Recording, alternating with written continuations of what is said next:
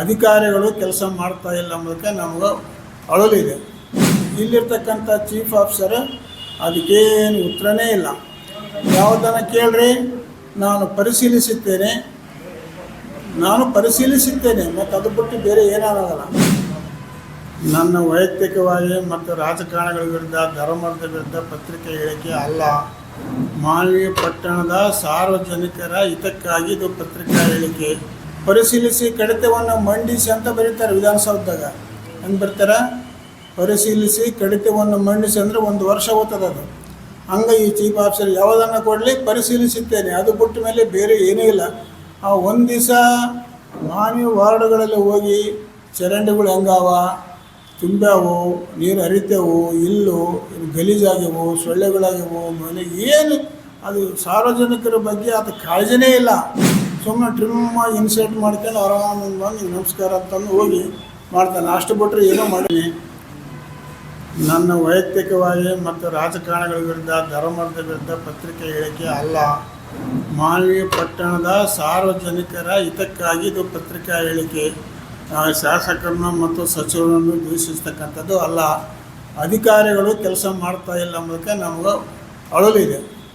ಭಾಳಷ್ಟು ಸಲ ನಾವು ನಮ್ಮ ಪಕ್ಷದ ಎಲ್ಲ ಮುಖಂಡರು ನಾವು ಕೆರೆಗೆ ಕಲುಷಿತವಾದ ನೀರು ಹೋಗಿ ಆ ಕೆರೆ ಗಬ್ಬಾಗಿ ಜನರಿಗೆ ಹೊಲಸು ನೀರನ್ನು ಕುಡಿಸ್ತೀರಿ, ಇದು ಸರಿಯಲ್ಲ, ರೋಗ ರುಜಿನಗಳು ಬರ್ತಾವೆ ಅಂತೇಳಿ ಹಲವಾರು ಸಲ ನಾವು ಚೀಫ್ ಆಫೀಸರ್ನ ಭೇಟಿಯಾಗಿ ಹೇಳಿದ್ವಿ, ತಹಸೀಲ್ದಾರ್ಗೆ ಹೇಳಿದ್ವಿ. ಇದು ಮೇಲಲ್ಲದ ಮತ್ತು DC ತಕ್ಕ ಹೋಗಿ ಕಂಪ್ಲೇಂಟ್ ಮಾಡಿ ಎಲ್ಲ ಚರ್ಚೆ ಮಾಡಿ ಬಂದ್ವಿ. ಜಿಲ್ಲಾಧಿಕಾರಿಗಳು ಇವರಿಗೆ ಲೆಟ್ರ್ ಬರ್ದಾರ, ಅದನ್ನು ಕೂಡಲೇ ಸರಿಪಡಿಸ್ರಿ ಅಂತೇಳಿ. ಇಲ್ಲಿರ್ತಕ್ಕಂಥ ಚೀಫ್ ಆಫೀಸರ್ ಅದಕ್ಕೇನು ಉತ್ತರನೇ ಇಲ್ಲ. ಯಾವುದನ್ನು ಕೇಳ್ರಿ, ನಾನು ಪರಿಶೀಲಿಸುತ್ತೇನೆ ಮತ್ತು ಅದು ಬಿಟ್ಟು ಬೇರೆ ಏನಾಗಲ್ಲ. ಪರಿಶೀಲಿಸಿ ಕಡಿತವನ್ನು ಮಂಡಿಸಿ ಅಂತ ಬರೀತಾರೆ ವಿಧಾನಸೌಧದಾಗ. ಹೆಂಗೆ ಬರ್ತಾರೆ? ಪರಿಶೀಲಿಸಿ ಕಡಿತವನ್ನು ಮಂಡಿಸಿ ಅಂದರೆ 1 ವರ್ಷ ಹೋಗ್ತದೆ ಅದು. ಹಂಗೆ ಈ ಚೀಫ್ ಆಫೀಸರ್ ಯಾವುದನ್ನು ಕೊಡಲಿ ಪರಿಶೀಲಿಸುತ್ತೇನೆ, ಅದು ಬಿಟ್ಟ ಮೇಲೆ ಬೇರೆ ಏನೂ ಇಲ್ಲ. ಆ ಒಂದು ದಿವಸ ಮಾನ್ವಿ ವಾರ್ಡ್ಗಳಲ್ಲಿ ಹೋಗಿ ಚರಂಡಿಗಳು ಹೆಂಗಾವ, ತುಂಬ್ಯಾವು, ನೀರು ಹರಿತೇವು, ಇಲ್ಲು ಗಲೀಜಾಗ್ಯವು, ಸೊಳ್ಳೆಗಳಾಗ್ಯವು, ಮನೆ ಏನು ಅದು ಸಾರ್ವಜನಿಕರ ಬಗ್ಗೆ ಅದು ಕಾಳಜಿನೇ ಇಲ್ಲ. ಸುಮ್ಮನೆ ಟ್ರಿಮ್ಮಾಗಿ ಇನ್ಸರ್ಟ್ ಮಾಡ್ಕೊಂಡು ಆರಾಮಾಗಿ ಬಂದು ನಮಸ್ಕಾರ ಅಂತಂದು ಹೋಗಿ ಮಾಡ್ತಾನೆ. ಅಷ್ಟು ಬಿಟ್ಟರೆ ಏನೂ ಮಾಡಿಲ್ಲ. ನಾವು ಇಷ್ಟು ಸಲ ಹೋರಾಟ ಮಾಡಿ ಮನೆ ಕೊಟ್ಟರು ಅದಕ್ಕೆ ಬೆಲೆನೇ ಇಲ್ಲ. ಸಾರ್ವಜನಿಕರ ಸಲುವಾಗಿ ಕೆಲಸ ಮಾಡ್ತಕ್ಕಂಥ ನಾವೇನು ನಮ್ಮ ಮನೆ ನೌಕರಿ ಕೊಡೋಂತ ಇಲ್ಲ, ಯಾವುದೋ ಒಂದು ಇಂಥದ್ದು ಮಾಡೋಂಥ ಸಾರ್ವಜನಿಕರಿಗಾಗಿ ಬಂದಂಥ ಹಣದಲ್ಲಿ ಸಾರ್ವಜನಿಕರ ಕೆಲಸಗಳನ್ನು ಮಾಡಿ ಅಂತ ನಾವು ಹೇಳ್ತೀವಿ. ಆದರೆ ಅವನು ಸ್ಪಂದನೆ ಮಾಡಲ್ಲ. ಸಾರ್ವಜನಿಕರು ಕೂಡ ಮಾನವಲ್ಲೇ ಹಂಗೆ ಇದ್ದಾರೆ. ಎಲ್ಲರೂ ಗಟಾರ್ ನೀರು ಕುಡಿತಾರೆ. ನಾವು ಕಾಲುವೆ ಹೋದಾಗ ಗಟಾರದ ನೀರು ಡೈರೆಕ್ಟ್ ಬಿಡ್ತಾರೆ, ಆ ಕೆನಲ್ಗೆ ಡೈರೆಕ್ಟ್ ಬಿಡ್ತಾರೆ ನೀರು. ಆ ಡೈರೆಕ್ಟ್ ಬಿಟ್ಟಂಥ ನೀರು ಕೆನಾಲ್ ನೀರು ಬಿಟ್ಟಾಗ ಸೀದಾ ವಾಟರ್ ಟ್ಯಾಂಕಿಗೆ ಹೋಗ್ತಾವ. ಆ ಟ್ಯಾಂಕ್ ಮುಖಾಂತರ ಮಾನವಿಗೆ ನೀರು ಕುಡಿಸ್ತಾರಲ್ಲನಪ್ಪ. ಅದು ಗೊತ್ತೈತೆ, ನೋಡ್ತಾರ, ಕೇಳ್ತಾರ, ಆದರೆ ಜನರು ಸ್ಪಂದನೆ ಮಾಡಲ್ಲ. ಏನು ಅರ್ಥ ಇದು, ಏನಾಗಿದೆ ಅಂತ ನಾವು ಹೋರಾಟ ಮಾಡ್ತೀವಿ. ನಾವು ಎಷ್ಟಂತ ಮಾಡ್ತೀವಿ, ಇದಕ್ಕೆ ಜನರು ಕೂಗು ಬರಬೇಕು.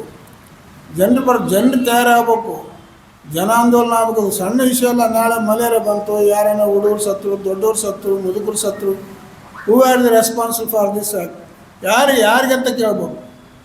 ಇವೆಲ್ಲ ಮುನ್ನೆಚ್ಚರಿಕೆಯಾಗಿ ನಾವು DC ಅವ್ರಿಗೆ ಕೊಟ್ಟು, ಇವ್ರಿಗೆ ಎಲ್ಲರಿಗೆ ಕೊಟ್ಟು, ಯಾರು ಆಯ್ತಪ್ಪ ಏನೋ ಘಟನೆ ಆಯ್ತಪ್ಪ, ಈಗ ಚರಂಡಿ ನೀರು ಕುಡಿದ್ರೆ ಮಲೇರಿಯಾ ಬರ್ತದೆ. ಅವ್ರು ಇನ್ನೇನೋ ರೋಗಗಳು ಬರ್ತವೆ. ಯಾರನ್ನು ಆಕಸ್ಮಿಕವಾಗಿ ಸತ್ತೋದ್ರೆ ಅದಕ್ಕೆ ರೆಸ್ಪಾನ್ಸಿಬಿಲಿಟಿ ಯಾರು? ಪುರಸಭೆನೋ, ಜಿಲ್ಲಾಧಿಕಾರಿಗಳು, ಯಾರವರು?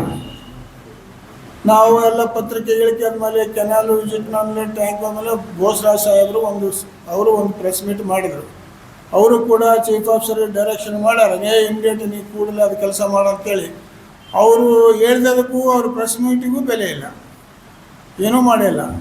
ಇದೇನಿನ್ನು ಮೋಟ್ರ್ ತಂದೇ ಇಲ್ಲ ಅವ್ರು ಇನ್ನಲ್ಲಿ. ಸುಮಾರು ದಿನಗಳಿಂದ ನಾವು ಹೋರಾಟ ಮಾಡ್ತೀವಿ. ಒಂದೇ ಮೋಟ್ರ ನೀರು ಹಾಕ್ತದೆ, ಮೋಟ್ರ್ ಸುಟ್ಟೋಗ್ಬಿಟ್ರೆ ಮುಗಿದೋಯ್ತು. ಈಗ 8 ದಿನ ನೀರಿಲ್ಲ ಮಾನ್ವಿ ಪಟ್ಟಣಕ್ಕೆ, ನೀರೇ ಇಲ್ಲ. ಭಾಳಷ್ಟು ಜನ ಅಂತ ಯಾರು ಕುಡಿತಾರಲ್ಲ ಕಾಲೇಜ್ ನೀರು, ನಾವು ಏನು ಟ್ಯಾಂಕ್ ನೀರು ಕುಡಿತೀವಿ, ಬರ್ತಾವಲ್ಲ ಅವು ಫಿಲ್ಟರ್ ನೀರು ಕುಡಿತೀವಿ ಅಂತಾರೆ. ಹೌದಪ್ಪ, ರೊಕ್ಕ ಇದ್ದವನು ಫಿಲ್ಟರ್ ನೀರು ಕುಡಿತಾರೆ. ಕಡು ಬಡವ್ರು ಎಲ್ಲಿಂದ ಕುಡಿತಾರೆ? ಅವ್ರು ಎಲ್ಲಿಂದ? ಅವ್ರಿಗೆ ಫಿಲ್ಟರ್ ನೀರು ಕುಡಿಸೋಕ್ಕಾಗ್ತದ? ಬಡವರ ಸಲುವಾಗಿ ಕೋಟ್ಯಾಂತರ ರೂಪಾಯಿ ಖರ್ಚು ಮಾಡ್ತಂತ ಹೇಳ್ತಾರೆ ಸರ್ಕಾರ. ಶುದ್ಧವಾದ ನೀರು ಕೊಡ್ಬೇಕಂತ ಹೇಳ್ತಾರೆ. ಇದು ಮಾನವಿಯಲ್ಲಿ ಇರ್ತಕ್ಕಂಥ ಹೊಲಸು ನೀರು ಈ ಜಗತ್ತಿನಾಗೆ ಎಲ್ಲಿಲ್ಲ. ನರಸಿಟ್ಟು ಬಿದ್ದರೆ ಕೆಲವದಾಗ, ಅದು ಹೆಗ್ಗಣ ಬಿದ್ದರೆ ಅದ್ರಾಗ, ಇಲಿ ಬಿದ್ದರೆ ಅದ್ರಾಗ, ಬೆಕ್ಕು ಬಿದ್ದಿದಾಗ, ನಾಯಿ ಬಿದ್ದು ಕೊಳುತ್ತ ನೀರು ವಾಟರ್ ಟ್ಯಾಂಕಿಗೆ ಬರ್ತಾವೆ. ಅಂಥದನ್ನು ಖಂಡಿಸಿ ಹೇಳಿ ಸಾಕಾಗೋಯ್ತು. ಇವು ಚೀಫ್ ಆಫೀಸರ್ ಇನ್ನೂ ಕ್ಯಾರಿ ಅನ್ನವಲ್ಲ, ಮಾಡ್ತೇನೆ ಅನ್ನವಲ್ಲ, ಪರಿಶೀಲಿಸುತ್ತೇನೆ ಅಂತಾನೆ. ಮತ್ತೆ ನಾವು ಹೋಗಿ ಹೇಳಿದ್ರೆ ಪರಿಶೀಲಿಸ್ತೀನಿ ಅಂತಾನೆ. ಏನು ಮಾಡಬೇಕು? ಚುನಾಯಿತ ಪ್ರತಿನಿಧಿಗಳಿಗೆ ಇದಿಲ್ಲ, ಭಯ ಇಲ್ಲ ಅಧಿಕಾರಿಗಳಿಗೆ. ಅವರಲ್ಲಿ ಗೊತ್ತಿಲ್ಲ ನಮ್ಮಲ್ಲಿ ಚುನಾಯಿತ ಪ್ರತಿನಿಧಿ ಸಚಿವರ ಜವಾಬ್ದಾರಿಗೆ ಅಧಿಕಾರಿಗಳ ಮೇಲೆ ಗೊತ್ತಿಲ್ಲ. ಇಂಥವ್ರನ್ನೆಲ್ಲ ಇಟ್ಕೋಬಾರ್ದು. ಕೆಲಸನ ಮಾಡಿಲ್ಲ ಅಂದರೆ ಯಾಕೆ? ತಹಸೀಲ್ದಾರ್ಗೆ ಹೇಳಿದ್ದೀವಿ, ತಹಸೀಲ್ದಾರ್ಗೂ ಹೇಳಿದ್ವಿ ನಾವು. ಈಗ KRDCಯಲ್ಲಿ ಅವರು ಕೆಲಸ ಮಾಡ್ತಾರೆ, ರೋಡಲ್ಲಿ ಕೆಲಸ ಮಾಡ್ತಾರೆ. ಎಲ್ಲ ವೈರ್ ಕಿತ್ತು ಕರೆಂಟೇ ಇರೋದಲ್ಲ. ಈ ಬಿಸಿಲಾಗ ಕರೆಂಟ್ ಇಲ್ಲ ಅಂದ್ರೆ ಜನ ಏನು ಮಾಡ್ಬೇಕು? ಸಾಯ್ಬೇಕಾ ಅವರು? ಒಂದು ತಿಂಗಳು ಪೋಸ್ಟ್ಪೋನ್ ಮಾಡ್ಬೇಕಪ್ಪ, ಪೋಸ್ಟ್ಪೋನ್ ಮಾಡಿ ಕೆಲಸ ಮಾಡಬೇಕು.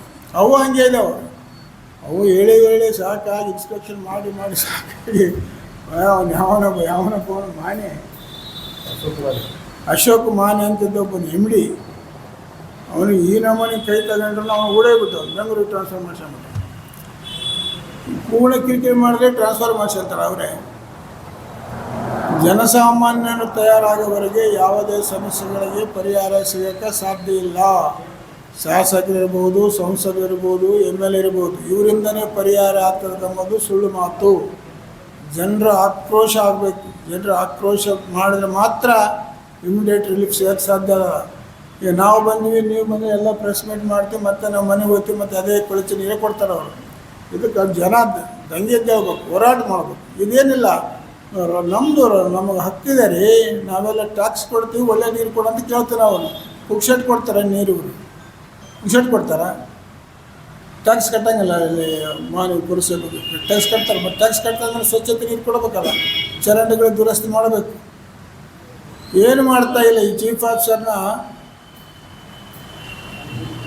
ಏನು ಮಾಡ್ಬೋದು? ಸುಮ್ಮನೆ ಡಿಸ್ಮಿಸ್ ಮಾಡಿ ಹೋಗ್ಬೇಕು. ಆ ಕಡೆ ಮೇಲೆ ಹೇಳಿ ಅಂತ ಮಾತಾಡ್ಸ್ಬಾರ್ದು, ಡಿಸ್ಮಿಸ್ ಅಂದ್ಬಿಡ್ಬೇಕು. ನಾವು ಮತ್ತೊಂದು ಸಲ ಇನ್ನೂ ನಾಳೆದಾಗ ನಾವು ಮಾನವಿಯಲ್ಲಿ ಕಂಪ್ಲೀಟ್ ಎಲ್ಲ ವಾರ್ಡ್ಗಳನ್ನು ಅಡ್ಡಾಡಿ ಎಲ್ಲ ಸಂಪೂರ್ಣ ಚಿತ್ರ ತಗೊಂಡು ಮತ್ತೊಂದು ಸಲ ಹೊಸ್ದಾಗಿ ಬಂದ DC ಅವ್ರ ಕಡೆ ಹೋಗಿ ಒಂದು ಪ್ರಸ್ತಾವನೆಯನ್ನು ಸಲ್ಲಿಸ್ತೀವಿ. ಅಲ್ಲಿ ಏನಾದರೂ ಸುಧಾರಣೆ ಆಯಿತು, ಸುಧಾರಣೆ ಇಲ್ಲ ಅಂದರೆ ನಾವು ಮಾನವಿಕ ಅದೇನು ಪುರಸಭೆ ಐತಲ್ಲ ಅದನ್ನು ಬೀಗ ಹಾಕೊಂಡು ಬಂದ್ಬಿಡ್ತೀವಿ.